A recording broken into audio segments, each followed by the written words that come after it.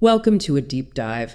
We take all sorts of source material, reports, commentary, analysis, and, well, we try to make sense of it all for you. Exactly. The goal is to cut through the noise, find those surprising details or the really important bits that explain what actually went down. And today, we are diving headfirst into some high-stakes cricket, specifically the IPL 2025 Eliminator. Yes, the big one. Mumbai Indians versus Gujarat Titans. Knockout stuff. We got a good pile of sources here, match reports, bits of commentary, lots to get through. Yeah, it was do or die, wasn't it? One team goes home, the other gets a step closer to that final. So our job here is to really unpack it, look at the key moments, who stood out, and what actually decided it. Okay, let's get into this thriller. First up, the setting.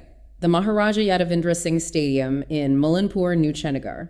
Yeah, and what's interesting right off the bat from the sources is this was basically new territory for both teams. Neither had played there competitively before. Nope. So that adds a whole layer of guesswork, doesn't it, tactically? And the pitch itself. That was a big talking point beforehand, especially thinking about the qualifier played there the day before. Right. The reports flagged it as a fresh pitch, but crucially, less grass than the previous day's game. Okay, so what did that mean, potentially? Well, commentators like Deeptas Gupta, Matthew Hayden, they initially thought, okay, maybe still some of that high bounce from qualifier one, but drier. Meaning it could get slower, lower. Exactly. Slower as the game went on. And interestingly, they first thought dew wouldn't be much of a factor. Negligible, I think was the word. But then we heard differently later, didn't we? As the night wore on. Yeah. Commentary later mentioned significant dew, making it tough for bowlers to grip the ball. So that negligible factor maybe wasn't so negligible after all. That difference prediction versus reality with the dew, that feels important. Definitely something to keep track of. And with all that uncertainty, the toss felt pretty big. Mumbai Indians won it, chose to bat first. Key decision. And boy, did they start fast. The sources really emphasized this flying start from Rohit Sharma and Jonny Bairstow. Explosive is the word. How quick are we talking? 65 runs in the first 5 overs. Just incredible. And they hit 79 without losing a wicket in the power play. Wow. That really sets things up. Huge momentum swing right at the start. And Jonny Bairstow, you mentioned him. First game this season for him, right? Replacing Rickleton. Yeah, and he didn't waste any time. Smashed 47 off just 22 balls. Just pure power hitting at the top. Exactly the kind of impact they needed. And while Bairstow was like the initial aggressor, Rohit Sharma played that anchor role perfectly. He batted deep into the innings. Yeah, sublime 81 off 50 balls. Some classic Rohit shots in there too, clearing the front leg, hitting over long on. Beautiful stuff. But hang on, here's one of those little nuggets from the sources. He wasn't flawless early on. No, he definitely had some luck. Dropped by the keeper, Kusal Mendes, and then dropped again soon after. Oof, in an eliminator. Those can be huge turning points. Absolutely Massive. And they proved costly for Gujarat. Rohit did slow down a little after his 50, but the others kept the foot down. Suryakumar Yadav came in. Yep. SKY continued his good form, added a quick 33. He's been so consistent. And the finish. Sources say it was pretty spectacular. Oh, yeah. Tilak Varma and especially Hardik Pandya just exploded at the end. How many did they add? Get this. 42 runs in the final 2 overs. 42 in 12 balls. Mental stuff. Hardik himself got 22 just off the last over from Coetzee. 3 sixes in there. That is some finish. Taking the score to the massive 228 for 5 in their 20 overs. Just a daunting total. So let's flip it. Gujarat's bowling. How did they handle that onslaught, particularly early on? You mentioned Coetzee's expensive final over. Well, one source was quite blunt, called their power play bowling very poor in patches. Ouch. Yeah. Look, Prasidh Krishna and Sai Kishore, they did get 2 wickets each. Siraj got 1, but they just couldn't contain Mumbai early on. What about Rashid Khan? Usually so reliable. Yeah, tough night for Rashid. He was economical, actually, but wicketless, which sort of reflected his whole season. Struggled for wickets, which is rare for him. Right. So, okay. Gujarat Titans facing 229 to win. As you said, daunting. An absolute mountain. Monumental is the word. And wouldn't you know it, the chase starts terribly for them. How so? Captain Shubman Gill. Out in the very first over, Trent Bolt got him. Oh, man. Losing your captain immediately chasing that score? Huge pressure. Immense. So Sai Sudharsan and Kusal Mendes had to rebuild. Mendes looked like he was up for it, actually. Yeah. Hit 20 off just 9 balls.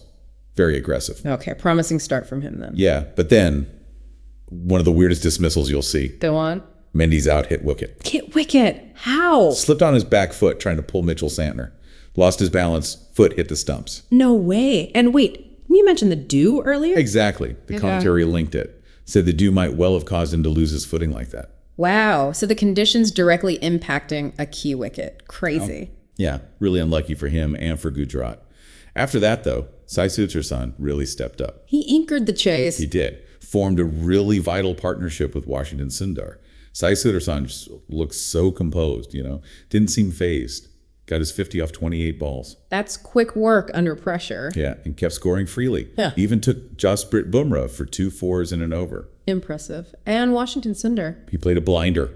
Really aggressive support. Scored 48 off just 23 balls. Anything loose, he just punished it. Like what sort of shots? Got a 4 and 6 off Hardik Pandya. Boundary off Ashwani Kumar, the impact player. He was crucial in keeping the rate manageable for a while. Ashwani Kumar, the impact player. Just remind us quickly. Yeah, the substitute rule allows a team to bring in a player during the match who can bat or bowl. Got it. And Sai Sudharsan also hit a milestone during that partnership. He did, yeah. Became the youngest player ever in the IPL to score over 700 runs in one season. Pretty remarkable achievement in that situation. Absolutely. So that partnership, it really gave Gujarat a chance. Oh, definitely. They were right in the hunt for a good chunk of the chase, even matching the required rated points. Showed real fight. But there's always a but, isn't there? This is where Mumbai's bowlers perhaps came back. Exactly. This is where Mumbai's big guns in the bowling department, especially to death, really stood up. Jasprit Bumrah and Trent Bolt. They held their nerve. Under massive pressure, yeah.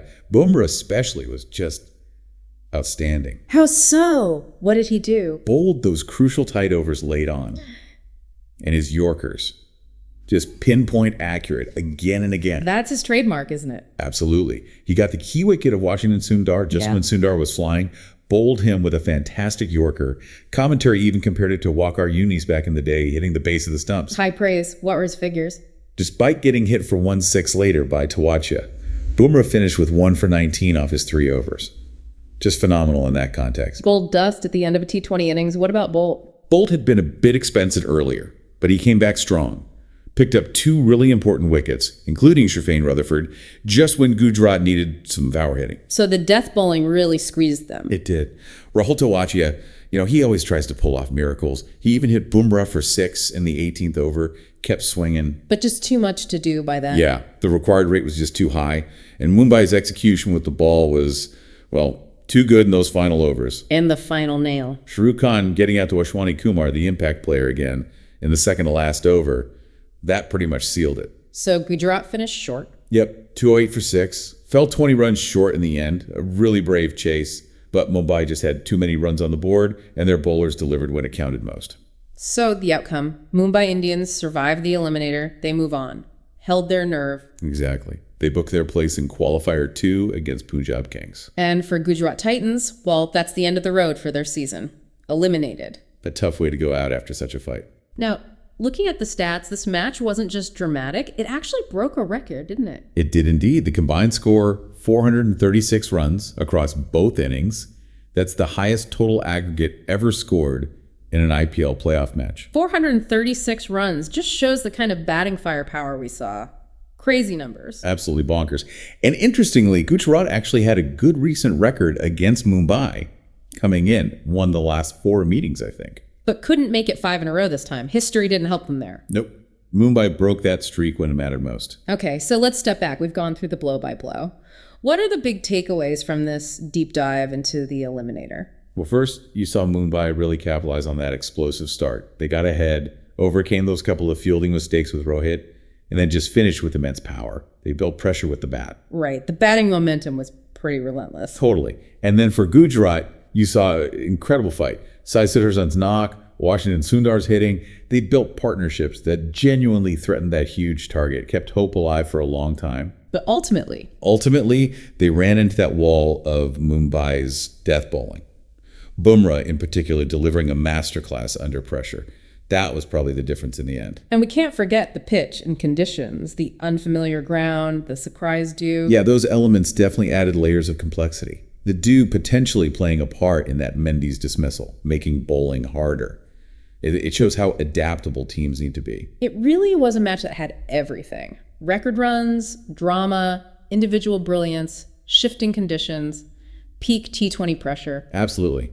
It really highlighted, didn't it, the importance of both posting a score that puts immense pressure on the chasers and then having bowlers who can execute their skills flawlessly when the game is on the line. So here's a final thought to leave you with from all this. In these massive knockout games where conditions might be tricky or unfamiliar and the pressure is just immense, how much does it boil down to those key individuals? The batter who rides their luck like Rohit did, the finisher like Hardik, or that death bowler like Bumrah who just nails it when it counts? Is that individual ability to handle the biggest moments what truly separates the winners from those who go home?